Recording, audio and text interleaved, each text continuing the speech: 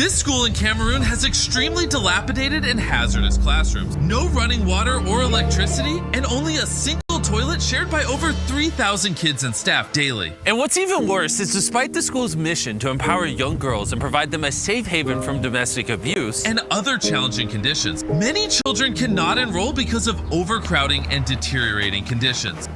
So in this video, we're going to rebuild this school from this to this, this to this, and this to this, to give these kids a better opportunity at life.